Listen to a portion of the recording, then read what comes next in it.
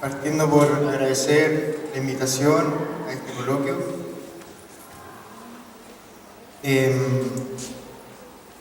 Como bien decía Margarita al principio, cuando nosotros queremos tratar de dar una definición a lo que es ecopoesía, entramos en la problemática de que no existe ninguna definición escrita en algún diccionario o alguna definición que todos los poetas tengan como uniforme frente al tema.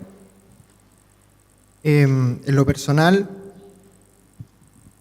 tengo aquí un extracto de un libro que escribió Rebeco de la Jara, que es un poeta chileno, que trata de explicar, ¿cierto?, esto, y dice así: ¿qué es la ecopoesía? Es el canto de un paisaje donde el poeta, sin poder tocarlo, se sumerge en la paz de la unidad de la creación, pero al mismo tiempo le da el sentido de la responsabilidad para su preservación. Yo les voy a contar una anécdota. Yo conozco personalmente al poeta Rebeco de la Jara, por medio del grupo literario al cual pertenezco, en la Universidad de Concepción. Recuerdo que cuando llegó, Matías Martínez, que era el que organizaba el evento, me dijo: bueno, necesito que presente, necesito especial cuidado porque el poeta era ciego. Entonces había que tener cuidado por donde caminaba, que no se vaya a tropezar. Y yo pensaba entre mí, chuta, igual complicado porque era un poeta ciego que iba a presentar su libro en la universidad y estaba a cargo de nosotros. Y bueno, él escribió un libro que se llama Lluvia y Merlot, en donde toca este tema de la naturaleza y lo ve desde una mirada más contemporánea. Y bueno, ahí él explicaba y contaba que él iba a una clínica de visión donde iba todos los días, en Concepción, Coalivil, una cosa así. El asunto es que un día, cuando iba caminando, como todos los días, su rutina, ¿cierto?, chocó con una persona que también era ciega. Era actualmente su mujer, pero en ese tiempo no la conocía. Se toparon, ¿cierto?, y conversaron, y él se presentó: soy el poeta Rebeco de la Jara, y la mujer como que no lo pescó mucho, así como, ¿qué me importa que soy poeta? Así como. El asunto es que quedaron de juntarse en un café esa misma tarde. Y ahí cuenta el poeta que llovía, pero llovía, y él estaba ahí sentado en la mesa esperando que llegara su futura esposa. Y él creía que no iba a llegar, porque llovía de una manera torrencial. Y el asunto es que ahí llegó y se conocieron y todo el tema, y ahí ya, bueno, actualmente están casados y presentan juntos el libro y todo. Y es por ese motivo que el libro se llama Lluvia y Merlot, debido a esa situación y esa cercanía que hace con este tema de la ecopoesía. Y tengo aquí un extracto de un poema de él. A ver. El poema se llama Danzar a Mar. Poema tipo prólogo o prólogo tipo poema. Dice más o menos así: y resulta que llega la lluvia y nos encontramos vivos en conciencia y en danza. ¿Qué más podríamos pedir? Tal vez una canción de Francis Cabrel, La quiero morir. Tal vez un corte de membrillo, un toque de sal y la mirada de nuestros amigos. Tal vez la libre caminata hasta el Parque Ecuador, en la búsqueda del inicio de nuestro amor. Resulta que el merlot es guarda, temple, abrigo, y con la lluvia, las dos sangres nuestras de este planeta, si quisiéramos caos, tendríamos caos. Sin embargo, admitimos nuestro lugar en el mundo. Vals en los ritmos de la palabra, swings en nuestros labios que se conjugan. Siempre es orquesta expansiva la poesía. No nos vamos a rendir, absolutamente todo lo contrario, lo vamos a vivir. Se entiende que un poeta que no puede ver las cosas, básicamente, y toda su poesía se basa simplemente en la sencilla razón de que siente las cosas de la naturaleza, no es algo que él pueda ver, entonces le da una perspectiva que va más allá de lo que cualquier poeta puede entender de lo que es econaturaleza, o sea, ecopoesía, perdón. El asunto es que este poeta le da una mirada más abstracta y que resulta bastante interesante al momento de entender cómo una lluvia que para nosotros podría ser torrentosa, una lluvia que es anticitas, ¿cierto?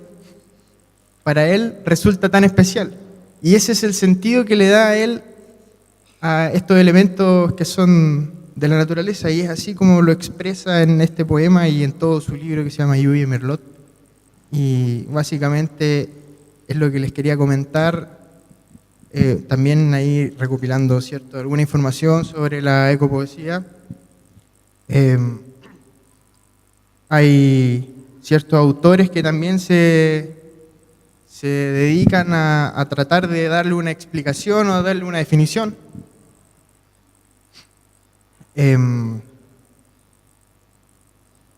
Por ejemplo, aquí encontré una definición del poeta Jonathan Bate, que dice: junto a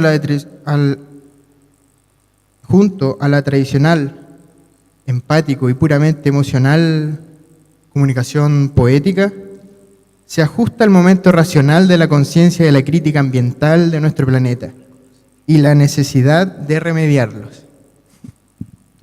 Recuerdo una vez, tuve la experiencia de ir a Ralco, arriba en la cordillera, en el Alto Biobío, un lugar precioso, hace muchos años atrás, donde abundaba la naturaleza, habían ríos, lagos, un lugar realmente hermoso. Y el año pasado fui al mismo lugar, es que había un punto donde a mí me gustaba bañarme porque era realmente precioso.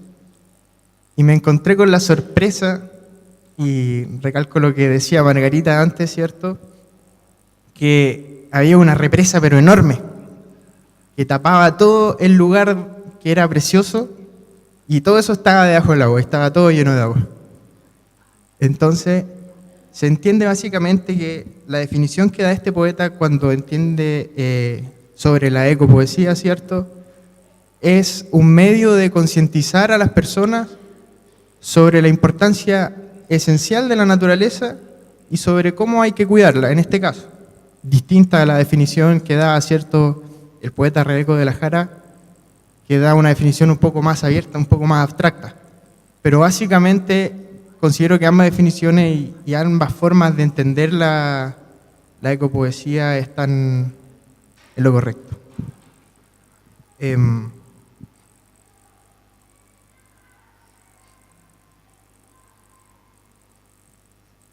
Jorge, ¿quieres seguir explayándote? Bueno, muy buenas tardes a todos y a todas. Gracias por la oportunidad de participar en este evento, o coloquio, como se puede decir. Bueno, nosotros pertenecemos, por lo menos yo y Homero, al Café Literario de la Universidad de Concepción, los cuales Homero partió el proyecto desde el año pasado y que este año ha podido empezar a ampliarse en la gente interesada, porque no solamente participa gente de la universidad como alumno o exalumno, sino también cualquier persona como ustedes, por ejemplo, si le interesara. Tenemos un Facebook, ¿cierto?, ahí aprovechando la tecnología de estos tiempos, en donde mostramos las actividades. Ahí creo que habían algunas fotografías que habíamos traído, y el tema de lanzamientos de libros también, y juntamente con eso, reuniones los miércoles de la tarde, y también disponemos de una biblioteca que se ha ido extendiendo a lo largo de estos meses y que tanto personas dentro o fuera de la universidad podrían querer solicitar algún libro. Es cosa de pedirlo y en el mismo grupo de ahí, en Facebook, etcétera, se puede hacer ese trámite. Lo decimos para hacer un poco de publicidad y aprovechar un poco la instancia. Pero además de eso, voy a continuar la exposición, pero agregando algo muy breve, que tiene que ver con lo que Homero comentaba de la ecopoesía, se complementa también con la ecocrítica, que en muy breves palabras es la relación que la literatura, en un término un poco más, podríamos decirlo, académico, hace con los poetas, escritores o todos los textos que hacen relación a la naturaleza o a la conciencia ambiental. Y son apenas 3 cosas las que voy a mencionar porque yo creo que ya ha sido bastante extenso la tarde y la jornada. Y es hablar de que en esta ecocrítica la alusión a estudiar en el fondo lo que los autores, como los que han ustedes escuchado, que se han mencionado durante esta jornada, son ejemplos de personas que han tomado la naturaleza como una fuerza vital para su comprensión, para su narración, para su inspiración. Y al mismo tiempo se asocia mucho con la conciencia ecológica que poco a poco ha ido la sociedad intentando recalcar y buscar, que en décadas pasadas no era un tema.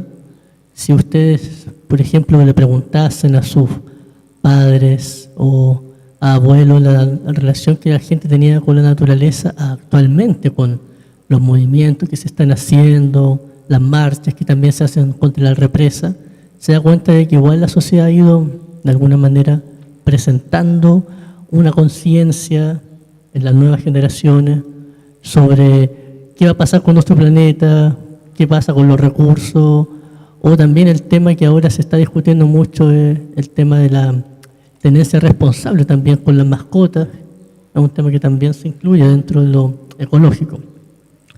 Bueno, entonces para continuar, estaba diciendo que la ecocrítica se refiere a cómo la literatura estudia los autores que se asocian con el medio ambiente, y una de las referencias está asociada con la conciencia ecológica que las personas y la sociedad y en los estudios quizá un poco más académicos, puede decir, se han ido conectando.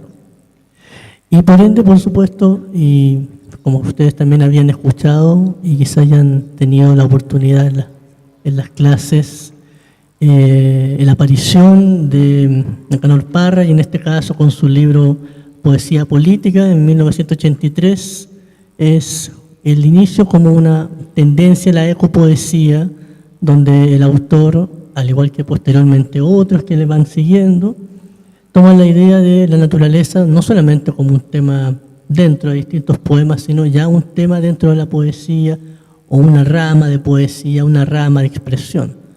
Es cosa de que ustedes nomás vean como en los mismos colegios a veces cuando se hacen los concursos literarios, el tema del medio ambiente de alguna manera siempre está presente, es un tema que ya se presenta de muchas maneras.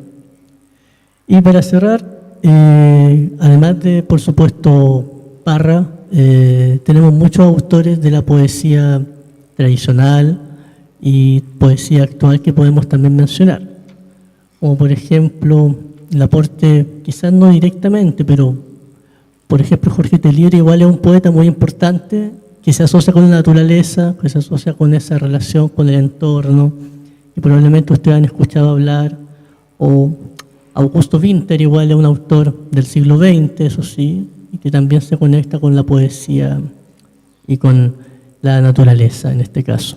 Bueno, Neruda también, si hablamos de los más clásicos y los más conocidos, ahí podríamos encontrar algunas referencias importantes. Bueno, ¿qué más sería? No sé si quiere aportar algo, Matías. Primero, agradecer la invitación, agradecer Homero, Jorge, también el espacio. Antes de empezar a explayarme, me preguntaron delante, atrás, dónde aprendí palabras o conceptos en Mapudungun. Dejo la invitación abierta. En la Universidad del Biobío, Campus La Cantilla, hay un grupo que se llama MOSEM, Movimiento Cultural de Estudiantes Mapuche. Así que, completamente invitados, ir a acercarse, estudiantes de trabajo social y pedagogía en historia, mueven eso y es un súper buen espacio para aprender sobre cultura, aprender sobre la raíz y aprender un poco del idioma. Ahora a lo que convoca, que es la ecoliteratura, o lo que me gusta más nombrar a mí como ecocrítica, literatura ecocrítica, y escaparnos un poco de lo que sea poesía. La literatura no es solamente poesía, también tenemos narrativa. Y qué mejor ejemplo que un libro que yo creo que hemos leído todos, que es La historia de la gaviota y el gato que le enseñó a volar. Un libro tal vez infantil, si lo vemos en primer plano, que de hecho yo creo que lo leímos en básica, lo que lo hemos leído lo leímos en básica, pero que si uno hace un análisis más completo, se da cuenta de toda la crítica medioambiental y crítica a la sociedad actual que presenta. Partir diciendo que el libro nació como un ejemplo para el hijo del autor para enseñarle sobre crítica ambiental, sobre lo que pasa. Cómo los barcos petroleros inundan el océano y, bueno, la historia cuenta que de verdad la mamá gaviota perdió a su hijita, o sea, la hija, y la crían los gatos, ¿verdad? E incluso hay un simio metido por ahí que tiene problemas con el alcohol y la droga. Así que, ¿cómo nosotros nos vamos representando con eso? ¿Cómo la literatura se enmarca en mostrarnos los problemas, de hecho, sociales que tiene nuestro mundo, que tiene Chile? Pongo un ejemplo saliendo un poco ya de lo común de la poesía y la literatura, que hablemos un poco de la música.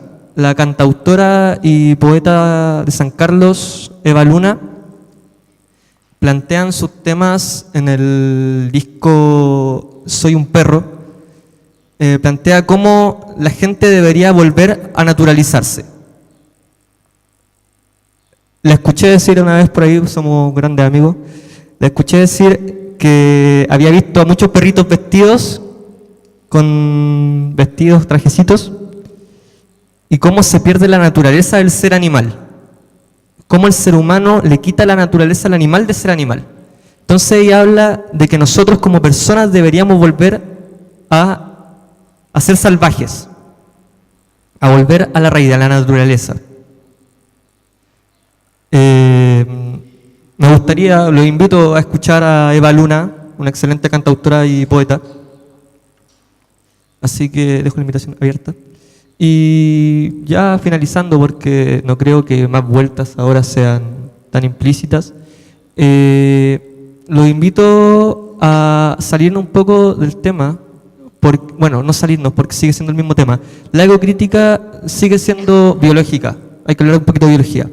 Nosotros somos biológicos y últimamente, escapándome un poco, hay algo que está muy en boca que es el feminismo. ¿Cómo hacemos críticas hacia el feminismo? Escucha aplausos. ¿Cómo hacemos críticas hacia el feminismo? La literatura nos enmarca desde siempre libros como Palomita Blanca, ¿verdad? Que la niña, por no ser virgen, tiene rechazo de su pareja. Cómo el hombre sobrepasa a la mujer, cómo el patriarcado sobrepasa la sociedad en plan común. Y ahí es cuando nosotros como personas, como entes, nos tenemos que hacer cargo de lo que sucede. Eliminar el patriarcado y volver a nuestras raíces naturales, igualdad. Así que también haciendo una invitación, hoy día a las 7 de la tarde en Paseo de las Palmeras, vayan chiquillos, un encuentro feminista, va a estar genial.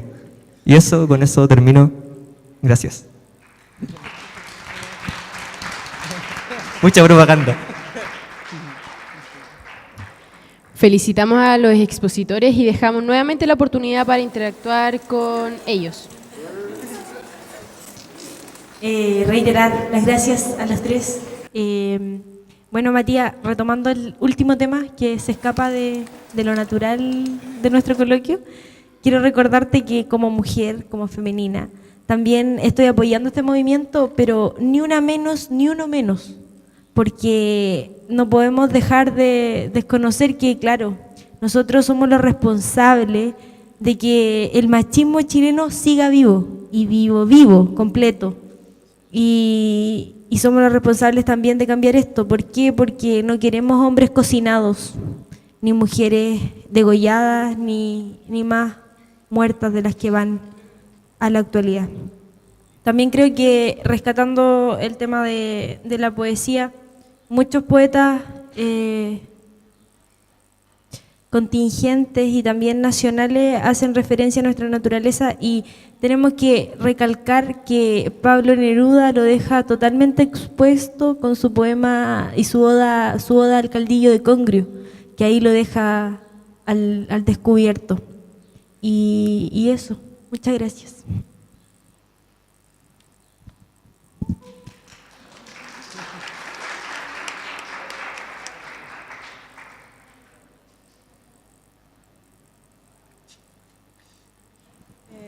Hola, quería tomar el tema de la literatura en sí, no tanto la poesía, de lo que decía Matías, de que si bien hay bastantes libros y libros de poema y todo eso, que hablan sobre la naturaleza y cómo rescatarla y lo que es todo esto, hoy en día, desde muy pequeño, ahora en la actualidad, tenemos inculcados libros que mayoritariamente hablan de otras cosas. O sea, por ejemplo, yo misma he leído cosas que no tienen nada que ver con eso, que son aplicaciones en Wattpad que no tienen nada que ver con literatura en general, que son cosas de amor, que son pelea y todas esas cosas. Y como que se deja un poco de lado la naturaleza y todo lo que hablamos delante con la exposición de Margarita Daniela. Y quería preguntar cómo podemos incentivar la literatura ecológica en todo lo que es ahora, no tanto en los jóvenes, sino en todas las personas.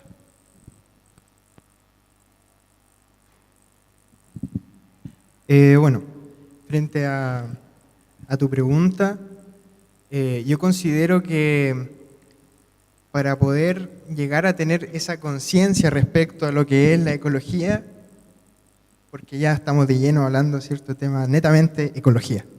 Para poder tener conciencia sobre eso, hay que también tener conciencia sobre los problemas que se producen hoy en día en la actualidad, ¿cierto?, respecto a lo que es la ecología. Ya sería la contaminación, ¿cierto?, la industria, la represa, etcétera, etcétera, etcétera. Yo creo que para poder empezar a interesarse sobre un tema, poder dar solución a un tema, hay que conocer el problema. Y quizá eso habría que partir por la base, considero yo, por la base de conocer bien el problema, de hacerlo más general, más público, y partir de ahí con posibles respuestas. Yo recuerdo un amigo, ¿cierto?, del colegio, no sé si algunos se recordarán, Matías Hernández, el chino, no sé si... Sí, ya. Él siempre pensaba y tenía una idea que siempre me la comentaba y me parecía bastante curiosa, que era respecto a una forma de poder obtener energía sin necesidad de usar una represa, sin necesidad de contaminar. Entonces él siempre andaba con la idea loca del motor de imanes que se movían solos y generaban energía. Pero ya partió con la base de, me acuerdo, una exposición que tuvimos que hacer del problema ambientales, y de ahí quedó con la idea de buscar una solución, y de ahí quedó, y de ahí se fue leyendo, fue conociendo el tema, y siempre conversamos, pero yo creo que va por ahí. Primero conocer el problema, y de ahí poder darle una solución, y eso lleva a tener que leer sobre el tema y todas esas cosas. ¿Algo que decir? Respondiendo a la pregunta, yo me centralizo en que primero, antes de que los jóvenes se sientan atraídos a leer sobre ecocrítica, hay que hacer que los jóvenes se sientan atraídos a leer. porque es un problema que sabemos es grave. Uno está leyendo. Creo que en esto disipo un poco, tengo un poco de choque con el profesor Jorge Sandoval. Que los libros actuales, o sea, no sé, libros como, por dar un nombre, Bajo la misma estrella, Cazadores de sombras, ese tipo de libros, son libros que llaman a la juventud a leer. Entonces hacen que la juventud se cree el hábito. Lo que nos falta ahora es instaurar la ecocrítica en este hábito. ¿Cómo lo hacemos? Formando crítica, según yo, en la educación, en los colegios. Si nos formamos crítica en los colegios, es la mejor forma de hacer que el joven, la persona en sí, lea sobre ecocrítica. Les pongo un ejemplo claro. Yo, cuando entré a la enseñanza media, me pescaba la política. Me cargaba la política. Y en clases de historia me empecé a interesar. Solamente por las clases de historia. Y empecé a leer sobre política. Entonces creo que debería ser lo mismo. Si queremos ecocrítica, que se nos eduque sobre ecocrítica. Y que nosotros como personas queramos leer ecocrítica. Eso.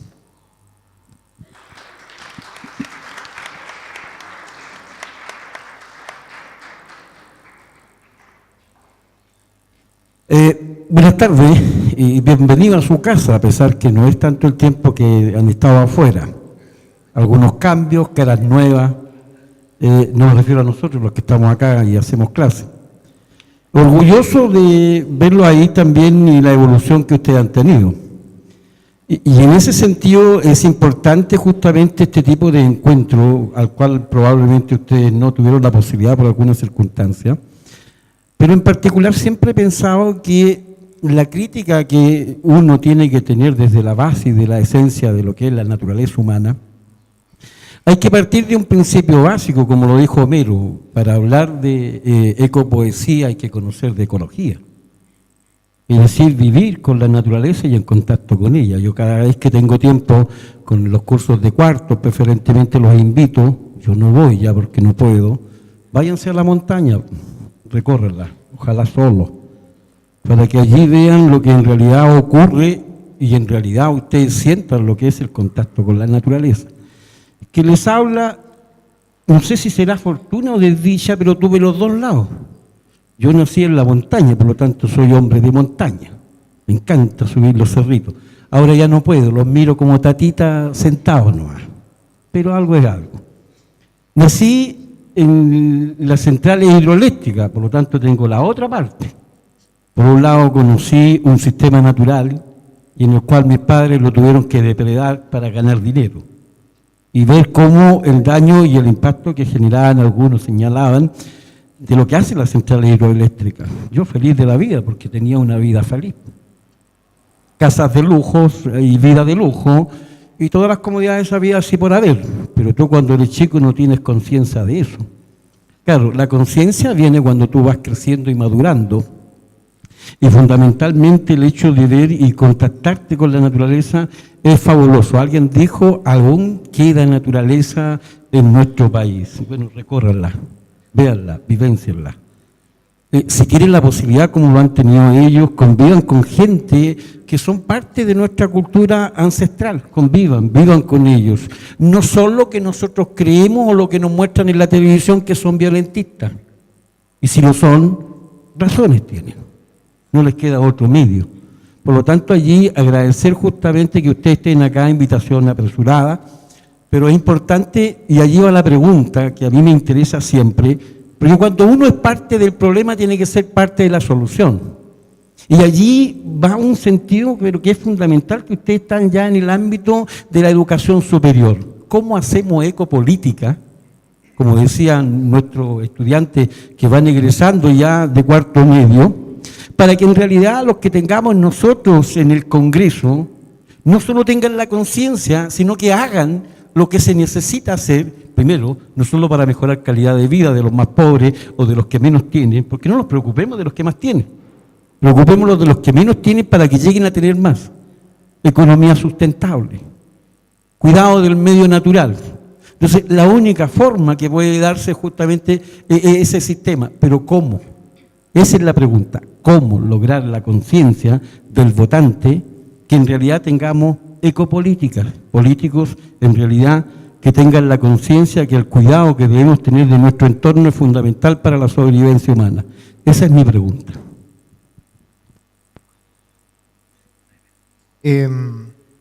Gracias, profesor. Bastante interesante lo que usted nos plantea. A modo de análisis, ¿cierto? Considero que ese problema va más allá de lo que es la política. Yo creo que el problema recae en la naturaleza humana. ¿En qué sentido? Básicamente, cuando un político, ¿cierto?, sale electo, tiene el poder, por lo general tiende a realizar acciones que sean en base a su propia conveniencia. Por lo general tiende a realizar acciones que, no sé, yo soy alcalde, ¿cierto?, y quizá a mí me conviene talar ese bosque porque sé que de ahí voy a tener plata para poder hacer tal cosa. Y así. Básicamente, la base de todo sistema, ¿cierto?, yo en lo personal creo que radica en la educación. Si en la educación parte la base de que hay que tener conciencia sobre lo que es la ecología,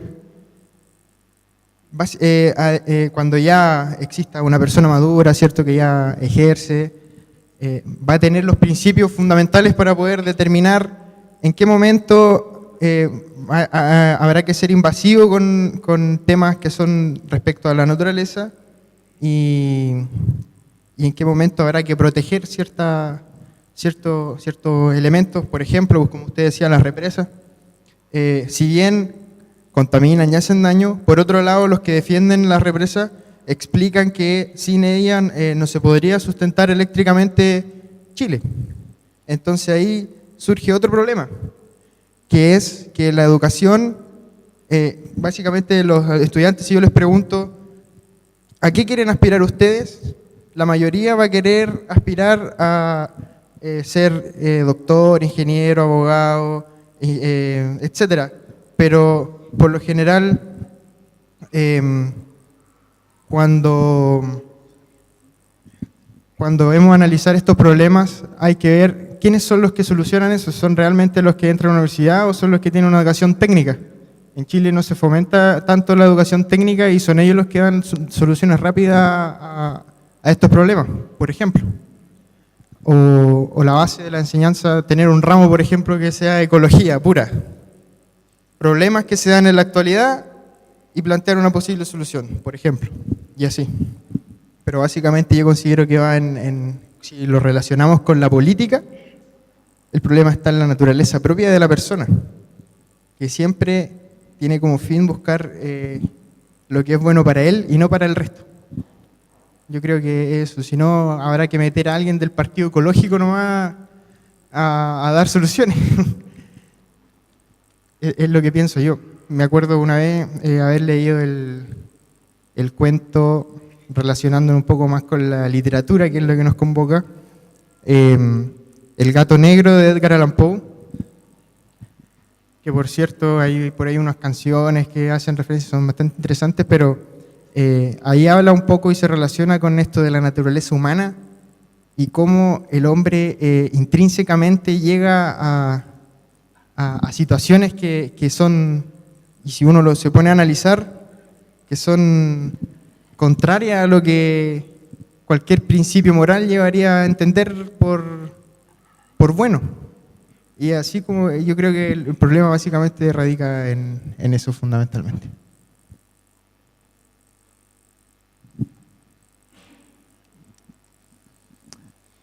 ¿Algo más?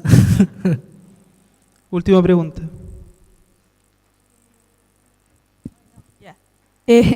Yo quería recalcar algo que fue lo que más me llamó la atención de esta presentación, que fue lo de este autor, este poeta que era ciego y igual escribía de la naturaleza siendo que no podía ver, pero él sentía la naturaleza que lo rodeaba, y eso es lo que me gusta, que no solo con la vista, o sea, no solo presenciar la naturaleza, sino que vivirla, sentirla con el alma y escribir sobre ella. Y no sé, eso fue lo que a mí más me gustó de su presentación. Felicitaciones.